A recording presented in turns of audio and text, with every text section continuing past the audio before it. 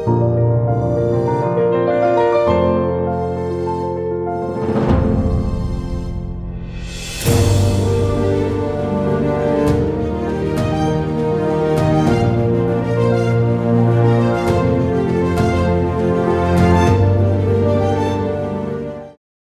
morning, good afternoon, good evening, everyone. Today, we'll start our first part on the software design principles. But why do we need such design principles in the first place? It is because any successful software product grows over time in terms of features, usages, users, etc., making it more and more complex to develop and maintain. Understanding certain well-accepted design principles help us develop applications that can scale and perform, and at the same time, they're easily, well, almost easily maintainable. Software design principles are important for anyone architecting, designing, coding, testing software applications.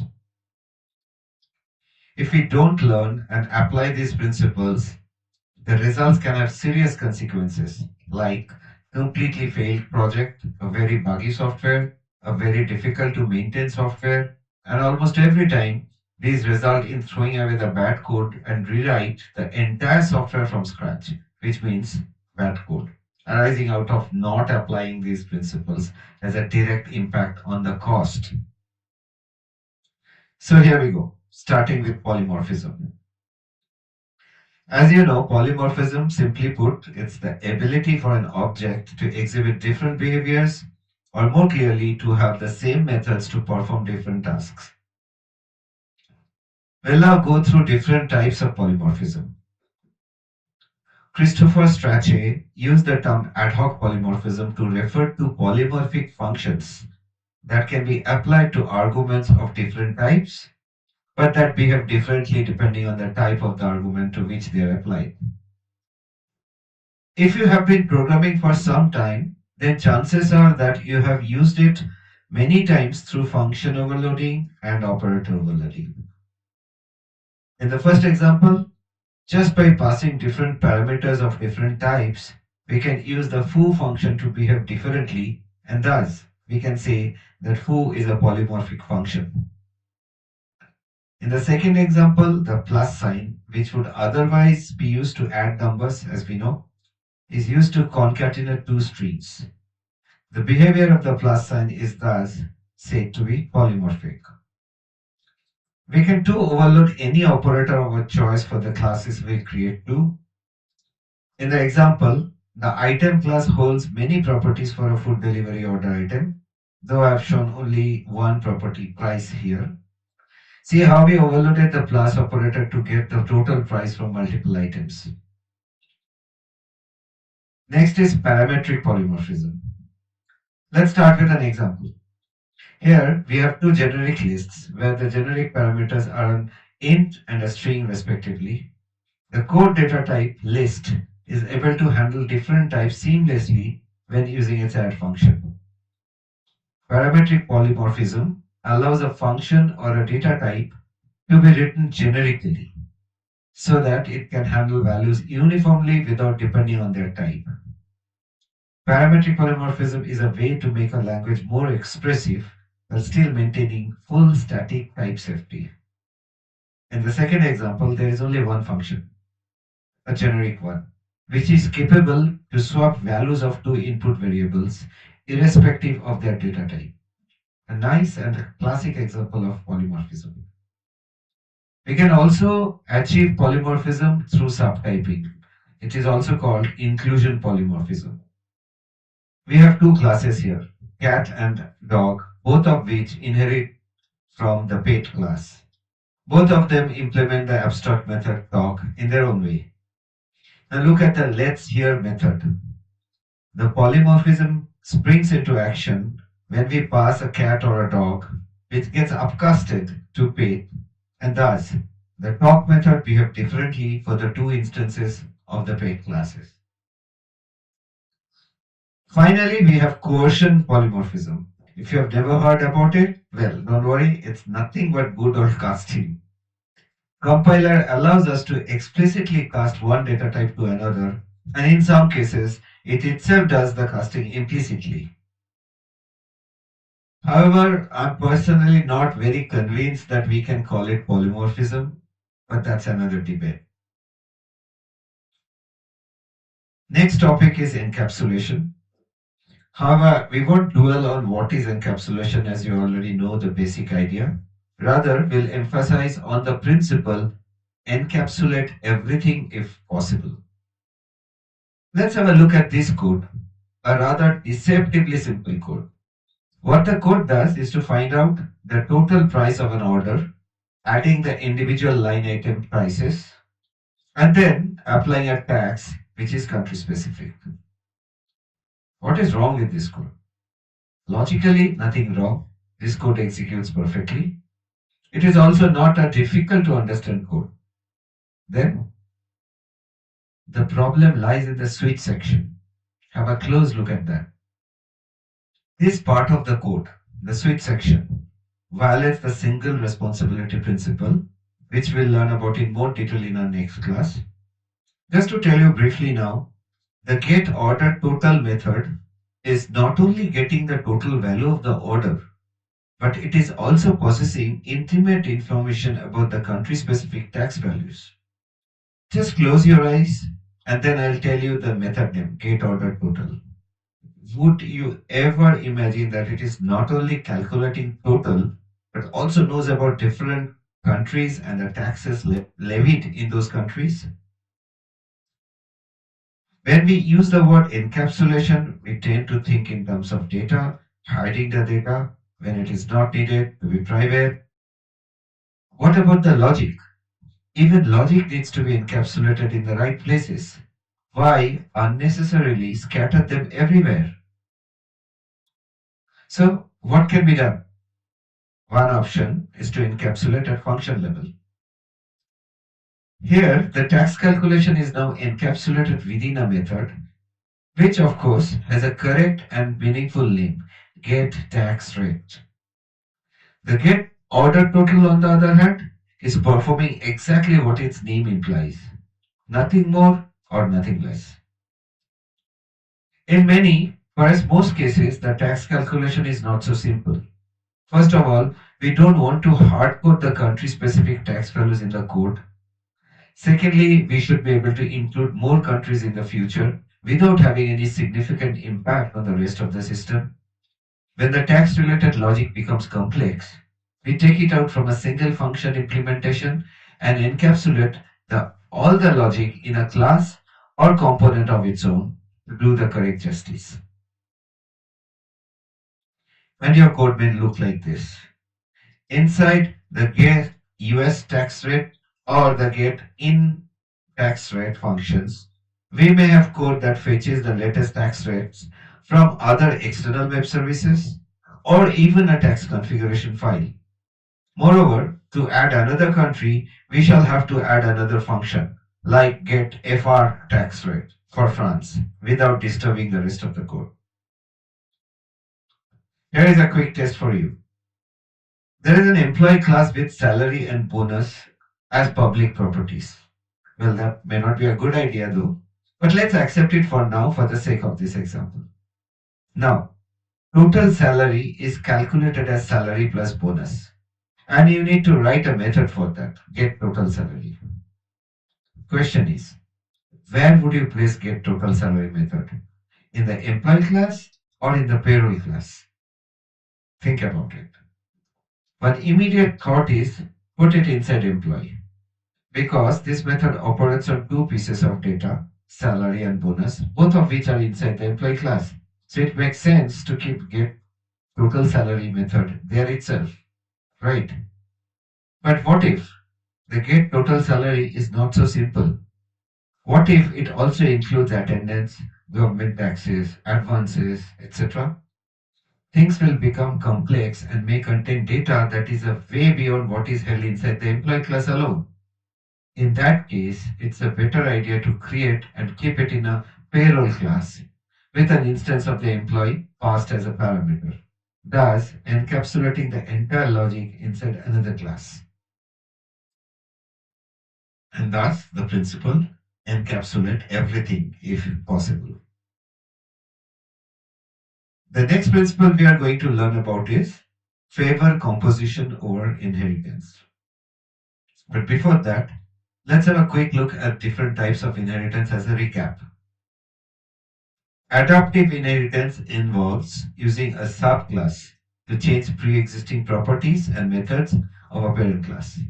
We are simply using a subclass to make changes to the parent class behavior.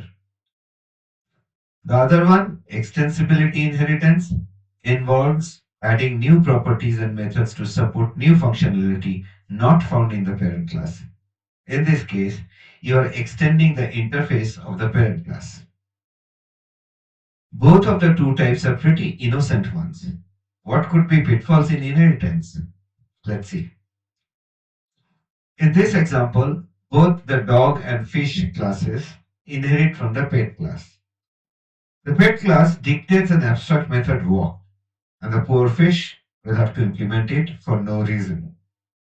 As you know, there's no way we can not have fish override this method because it was marked as abstract in the pet class. The problem is, the subclass can't reduce the interface of the superclass. You have to implement all abstract methods of the parent class even if you won't be using them. You also won't be able to hide public and protected methods and properties of parent classes in the child classes, abstract or not. Let's have a look at another example. We have here a clock parent class with a method called alarm. There are two child classes, table model and wall model, both of which overrides the alarm method. But in case of the wall model, the method is not implemented because wall clocks may not have this alarm facility. When we try to use these classes, we see that clock 1 alarm and clock 2 alarm works fine, but clock 3 alarm fails. It throws exception. Note that all the three, clock 1, clock 2 and clock 3 are of the clock type, the parent type, and yet clock 3 fails. So what did we do wrong? We successfully messed up the parent class's behavior through wrong or incorrect or buggy implementation through an override function. This means when overriding methods, you need to make sure that the new behavior is compatible with the base one because objects of the subclass may be passed to any code that expects objects of the superclass and you don't want the code to break. Else, you would be introducing the risk of incompatible behavior. Similarly, subclasses are tightly coupled to superclasses. Any change in a superclass may break the functionality of subclasses. To explain the next pitfall, let's go back to a code we had already seen. The problem is we cannot reduce the interface by removing walk from the fish subclass, remember? But there is a workaround as shown here. We split the parent pet class into two sub-parent classes, pet that cannot walk and pet that walks. Now it is easy to create both dog and fish classes, right? Have a look at the code. Let's now draw them using class diagram. And we immediately can see the problem. We have ended up creating parallel hierarchies. Why is that bad? Let's see another example. Let's say there is an automobile company that makes both cars and trucks. These vehicles can be electric or diesel, can have manual or auto transmission engines. Once again, we implement the requirement using class diagram. And we can see the problem immediately. It is complex. How much complex? If it is still not enough for you to understand the complexity, imagine that the automobile company makes sedans, SUVs, compacts, trucks, lorries, and they all can have petrol, diesel, or electric engines, have auto or manual transmission. Some models may even have cruise controls. Now imagine the class diagram. It can be as scary as a horror story. So far, I have only been talking about pitfalls of inheritance. Question is, if not inheritance, then how do we solve it? We use composition. Favor composition over inheritance. How? I have created two interfaces, I engine type and I transmission type. Each of them have been implemented by two concrete classes each, as shown in the diagram. After that, I have only one concrete class, vehicle, which has two properties, engine and transmission. Let's see now how we can use it in the code. We inject needed instances of I engine type and I transmission type through the constructor of a vehicle. Then, from the code, you can see that it is so easy to create vehicles of different types of engines, transmissions, without a complex class hierarchy. In future, if the company wants to make petrol vehicles, they just have to create another concrete class for it and inject an instance of it when needed. And all of this without inheritance. Just as a parting note, don't abandon inheritance completely. There are times you probably want to use it, need it. You know the pitfalls now. So use proper discretions to decide whether to use inheritance or composition. Hence the principle, favor composition over inheritance. Let's now learn about the law of Demeter. It is also called the principle of least knowledge. And for that, we will jump into an example straight. We have a class that represents a wallet where we can add money to or subtract money from. Then we have a customer who has this wallet. And finally, we have this milkman. Now look at the sell milk method. The milkman wants to sell milk to a customer and naturally wants to get paid.